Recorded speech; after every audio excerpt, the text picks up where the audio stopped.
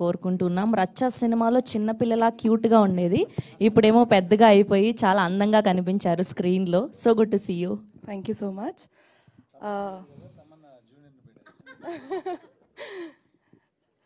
So మీ అందరికి తెలుసు నేను రచ్చ మూవీ చేశాను. అప్పుడు కూడా నాకు మస్తాన్ గారు క్యాష్ చేస్తేనే వచ్చానమాట.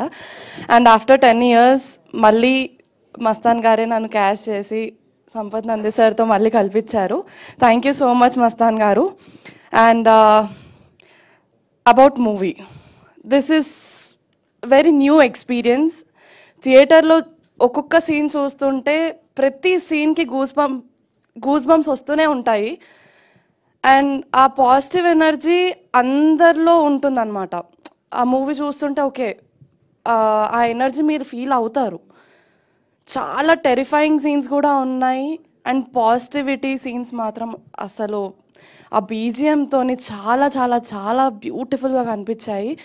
And Ashok sir, thank you so much sir. నాకు ఫస్ట్ నరేట్ చేసినప్పుడు కొంచెం భయపడ్డాను, బట్ అశోక్ సార్ లేదు చేయొచ్చు మీరు అని చెప్తే మళ్ళీ సంపత్ సార్ కన్విన్స్ చేసిన తర్వాత చేశాను. ఐఎమ్ సో గ్లాడ్ నేను మీ మాటలు విన్నాను. అండ్ మీ అందరికీ కూడా థ్యాంక్ యూ ఇంత సపోర్ట్ చేస్తున్నందుకు మా కోసం. So thank you so much. Thank you అండి, thank you so much. Yes, and ఇప్పుడు ఆర్టిస్ట్ వంశీ గారిని మాట్లాడవలసిందిగా కోరుకుంటాం. 2 మాటలు